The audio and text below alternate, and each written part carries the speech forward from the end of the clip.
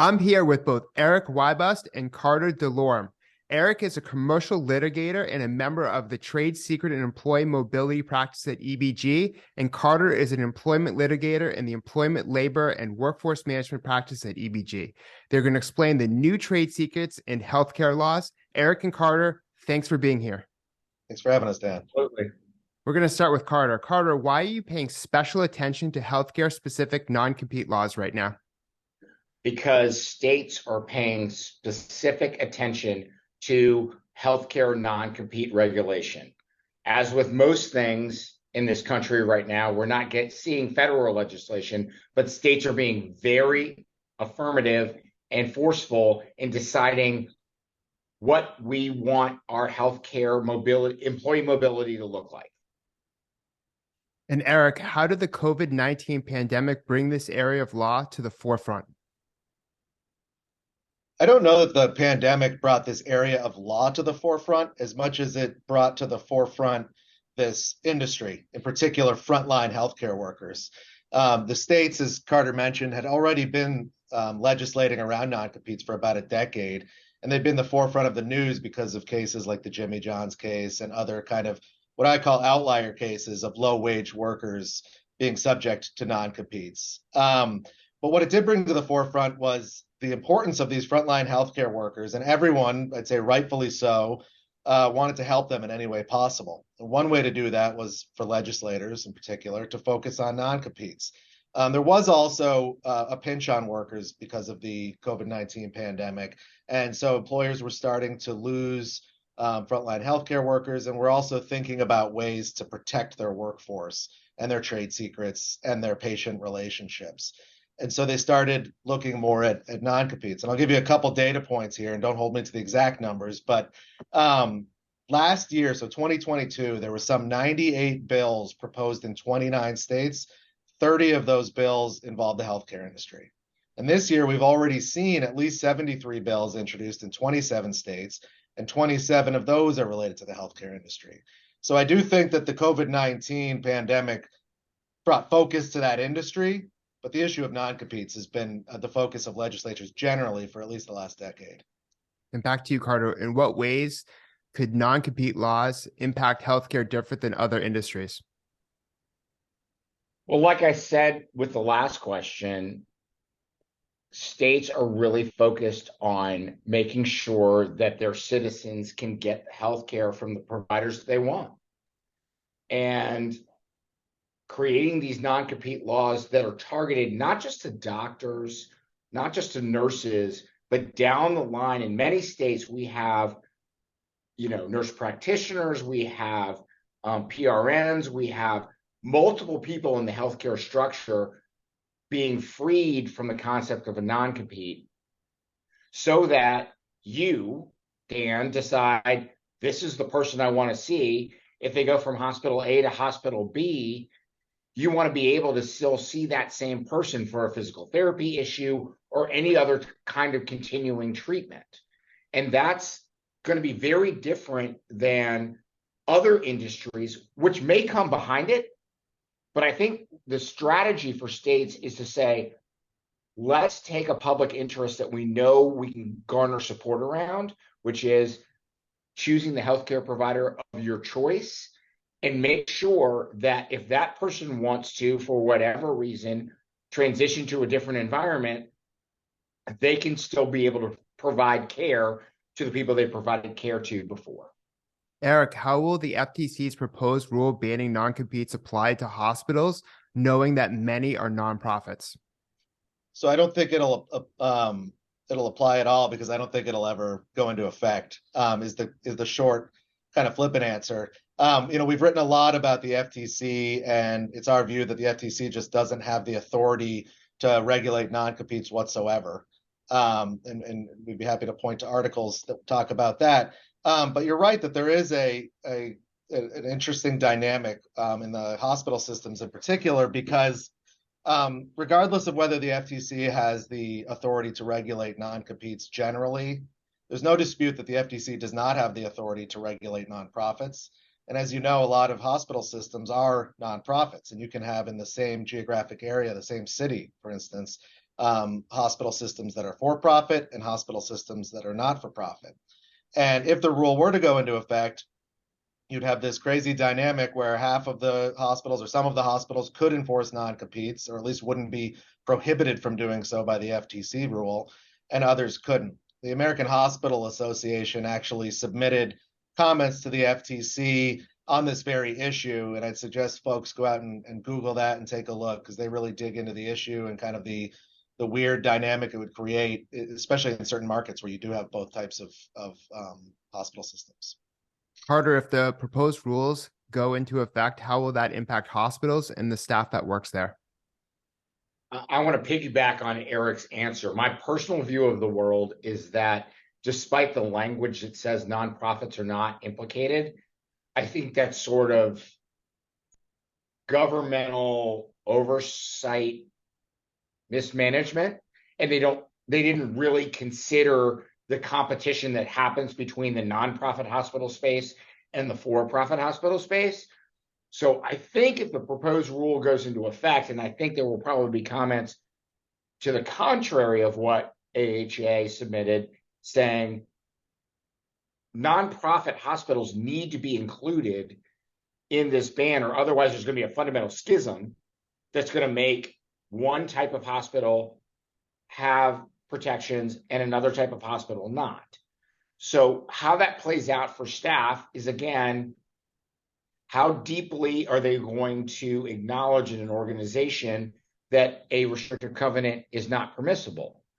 You could get, in theory, in a hospital all the way down to the janitorial staff and various other people and say, hey, you people are free to go, doctors are free to go, nurses are free to go, and there could be a little bit of market chaos because the hospitals will then get into a feeding frenzy and say, well, we want to pull the best people that we can in our market from point A to point B, whereas previously, because of very significant consideration, especially at the top of that food chain, people were required to not compete against their former institution.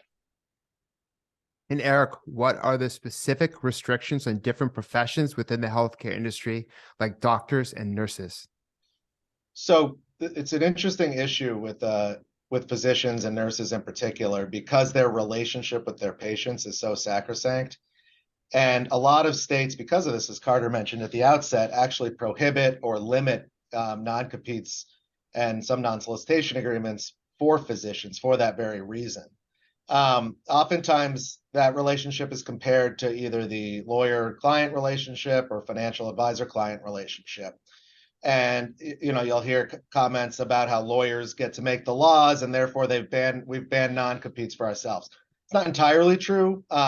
Like the financial services industry in some respects, in the legal industry, we've actually self-governed ourselves. There is no law in any state that I'm aware of that says non-competes are void against lawyers. It's in our rules of professional conduct in every state. It's Rule 5.6, which says you cannot have any sort of contractual arrangement, with a few exceptions, that stops a lawyer from practicing law. In the financial services industry, you'll see similar rules within FINRA, which only governs a portion of that industry, as well as something called the broker protocol, which is a lot of the companies got together and decided not to enforce non-competes when employees were jumping from one company to the other. It's surprising to me that the medical industry hasn't done this. It's the same kind of relationship that's a sacred relationship, patient-physician. And you've also got the same, obviously somebody might say, well, the hospitals and the employers, don't want to ban them. Well, you'd have the same thing with law firms, and they got it done. So it is interesting to me, but again, states are taking this on and specifically banning them by statute. Massachusetts, my home state, is one, and there's many others that we could go through to protect that very relationship. And Carter, how does the proposed rule impact CBAs and unionized healthcare environments? So, Dan, this is an interesting one. I think that there has been less CBA involvement in the movement of employees because generally, in most places, not all, but in most places, you're not talking about as I said before, the top of the food chain. You're not talking about doctors. With respect to nurses, I think there's going to have to be bargaining around whose interests do we want to protect. The hospital might start bargaining to say, especially if we don't have federal legislation, and if the FTC rule does not go into effect, as Erik and I think it won't, there's going to be an interesting discussion about whether or not they can bargain into the contract something that restricts movement. The hospital is making a very serious investment. The nurses are very much thinking about what the outcome is going to look like. Those are leverage pieces, as are many things in collective bargaining, that may change the nature of CBAs now. But as we talk about today, if we're talking about static, what CBAs are in place right now, I think very few of them talk about restrictive covenants in any way, shape, or form, except in the context of very limited institutions that have sort of onboarding. Hey, you went to XYZ nursing school. If you come here, you can have, these benefits. You will walk into a bargaining unit, but you still have a separate restriction about moving forward, which I know Erik has strong thoughts about as well. And what do most workers in the healthcare profession get wrong or aren't aware of when it comes to this law? I think that's over, but previously it was just a lack of awareness. We can have a restrictive covenant just like any other profession can have a restrictive covenant. But now we're seeing that states are saying, no, we're going to get into that space and take away that ability. So what previously, and Dan, the best example would be acquisition of physician practice groups. So you pick XYZ hospital, they want a neurology practice. They go out and negotiate with a neurology practice that was otherwise unaffiliated with the hospital. They come into the hospital, okay, we're going to pay you X, Y, and Z. We're going to give you this office space. We're going to, funnel referrals to you to grow your practice. In exchange for that, you're not going to compete against us for X period of time and X period of space. Whether those things will now be enforceable is subject to question. There's the FTC rule, but there's also many, many states that are saying, nope, we're not going to let that happen, whether it's on an individual doctor basis or a whole practice basis. And Erik, building on what Carter was saying, how do non-compete laws impact the doctor-patient relationship, and should consumers be concerned? So as I said before, the doctor-patient relationship is considered sacrosanct. And so that's why a lot of states are moving towards restricting or limiting non-compete agreements for practitioners in particular. But not all states are doing that. But even in the states that don't do it, one of the elements you have to establish typically to enforce a non-compete, at least at the injunction stage, is that it doesn't violate public policy, that there's no issues with public policy. And in particular in geographies where there's limited, either in a specialty or just limited healthcare options overall, courts are far less likely to enforce a non-compete, at least as broadly as they're typically written. They'll either narrow it or say, I'm not going to enforce it at the injunction stage, meaning I'm not going to tell the physician or the nurse they can't go to this new employer, but you might be able to potentially get damages if they do so. And that's even in states where non-competes are allowed, both because, in particular, because of that physician-patient relationship or nurse-patient relationship. And again, even in those states where they are allowed, leaving aside what the court's going to do, you typically see in this context that the agreements are drafted far more narrowly. So that, for instance, rather than a nationwide non-compete agreement, which you might have with a senior executive at a biotech or a pharma company, for instance, you'll have a 25-mile restriction or a 10-mile restriction. So how does that affect consumers? Well, consumers will either have to travel further if they want to stay with their physician, or they'll have to go and find a new physician at their practice of choice. So it does have those effects, but again, the courts take that into account. Just because it's written down that the physician has to move 50 miles away doesn't mean that the court's actually going to enforce that. But there certainly could be effects on patients and consumers. And Carter, what are the drawbacks to employers if key healthcare personnel leave beyond the cost to replace them? Well, let's make sure that everybody's level set on the definition of healthcare, right? Because healthcare actually has a much broader context, at least from our firm's perspective and what Erik and I see on a regular basis. If we're talking about provider to patient, the drawbacks are twofold. One, I mean, beyond the cost to replace them. One, there are relationships there that Erik and I have been talking about through this entire discussion that if those relationships go away, whether it's because of geography, whether it's because I don't know where my doctor has now gone, so I now have to start a new relationship with a new physician, that has implications in terms of continuity of care. The other implication is that we are in a crisis right now. And Erik and I have both spoken on this ad nauseum in terms of our healthcare clients being able to fully staff all the positions they need to staff within their hospitals. It's a major problem. We've had widespread retirements or resignations based on what healthcare providers went through during the COVID-19 pandemic. And so now we are scrambling, or our clients are scrambling, to not only find people to fill the shifts, because remember, this is a 24/7 workforce. This is not 9 to 5. Oh, do we have an accountant that will be able to answer a call for a client between business hours?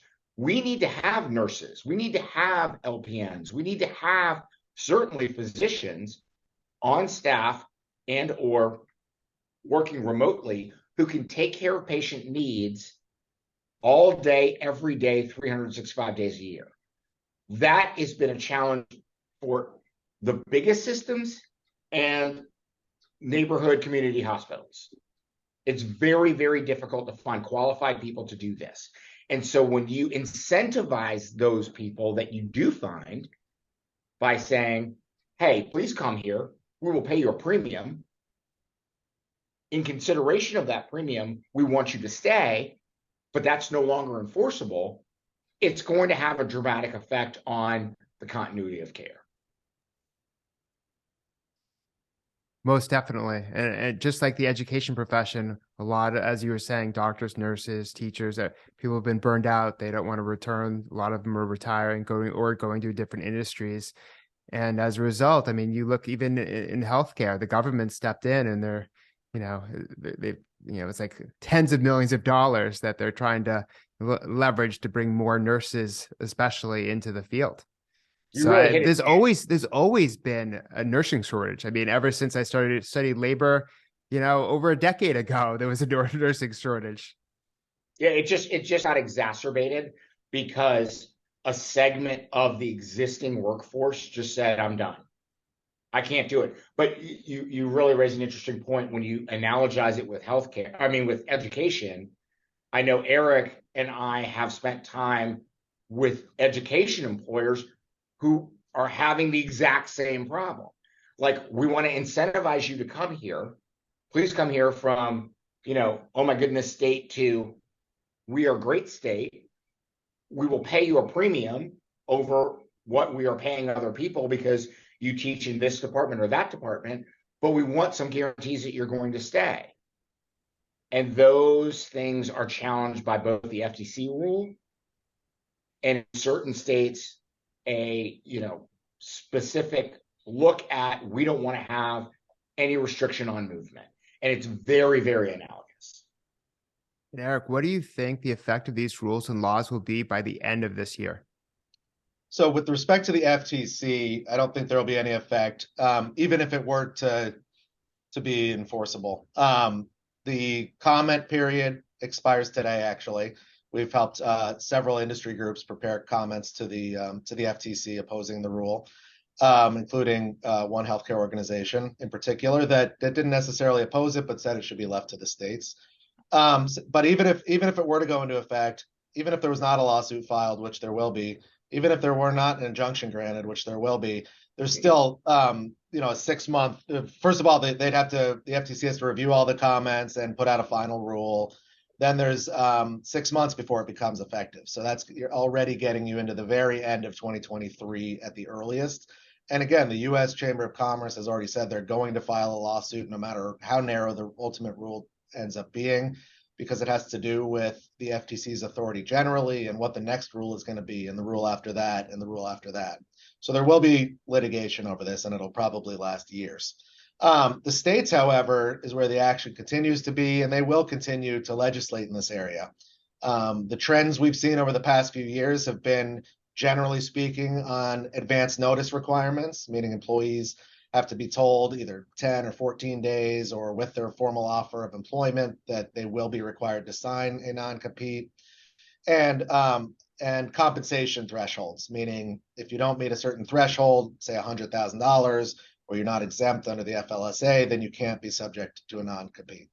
But the other trend that we've been seeing, as we've been talking about, for the last bit, is in the healthcare context. And you will see additional laws, I'm sure of it, whether it's directly with physicians or nurses or staffing organizations in the healthcare space, that will be passed this year and will go into effect this year. And if you don't mind a little bit of a plug here, actually today we have a 50-state non-compete survey that we're formally releasing that covers a lot of these kind of more generalized issues. And we're working, believe it or not, on a 50-state healthcare non-compete survey that we expect to release probably in the fall. So folks should keep an eye out for that and take a look at our website.